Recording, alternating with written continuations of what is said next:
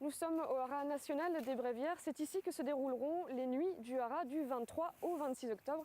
Et je suis en compagnie de l'invité d'honneur, Jean-François Pignon. Bonjour. Bonjour. Alors, vous êtes l'un des plus grands dresseurs de chevaux mondialement connus.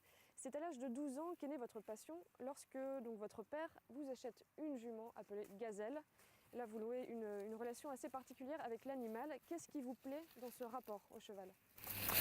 C'est un rapport sans tradition avec une méthode qui est venue après une observation des chevaux entre eux.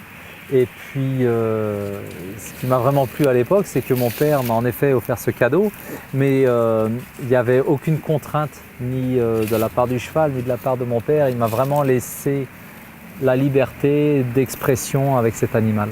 De cette passion, ensuite naissent des spectacles qui rencontrent un réel succès parce que justement vous avez une méthode assez particulière de dressage en liberté. Est-ce que vous pouvez nous en dire plus un peu sur cette méthode ? C'est très simple en fait et c'est très logique parce qu'en fait je me suis dit pour parler et être efficace avec un anglais, autant lui parler anglais. Et c'est exactement la même chose avec les chevaux. Je me suis dit je vais essayer de comprendre le langage cheval pour essayer de parler cheval. Donc tout ce qui est claquement de langue et choses comme ça, finalement, moi je ne l'utilise pas et j'essaye d'utiliser leur subtilité. Et je dis bien j'essaye parce que je pense que je serai toujours qu'un être humain au milieu des chevaux. Mais ce que je sais, c'est qu'en m'appliquant à essayer de respecter leur langage, je me rapproche d'eux. Et c'est ce que j'essaye d'enseigner aussi au mieux. Dans les années 2000, ensuite, vous entrez dans un nouveau monde, celui du cinéma. Est-ce que vous pouvez nous raconter un petit peu vos expériences, la première en 2007 dans le film Danse avec lui ?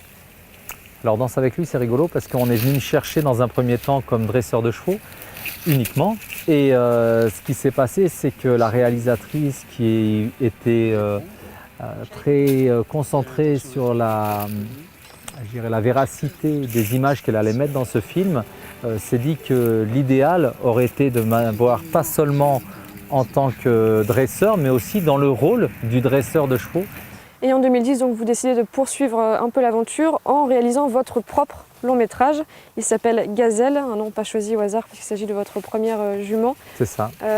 Qu'est-ce que ça raconte ? Ça raconte ma vie tout simplement. Et le film est intitulé Gazelle parce que je raconte tous les grands virages de ma vie dans ce film. Je n'ai pas retracé 40 ans de vie en 2 heures sans prendre le principal simplement. Et Gazelle, étonnamment, finalement, a fait partie de tous les grands virages de ma vie, notamment cette possibilité de devenir artiste équestre et d'en faire un vrai métier. Et par la suite, bien plus tard, je dirais une dizaine d'années plus tard, elle m'a aussi permis de croire en Dieu aujourd'hui. Comment justement le fait de croire en Dieu m'a amené à enfin, je dirais, aimer les humains. Très bien, Gazelle, je précise, qui sera d'ailleurs projeté dimanche soir. Suite à la dernière représentation le 26 octobre. C'est ça. Et il y aura ensuite un débat avec vous. Merci Jean-François Pignon de nous avoir accordé un petit peu de temps. De rien. Alors vous le savez donc, le spectacle Les Nuits du Haras, c'est du 23 au 26 octobre ici au Haras national des Bréviaires.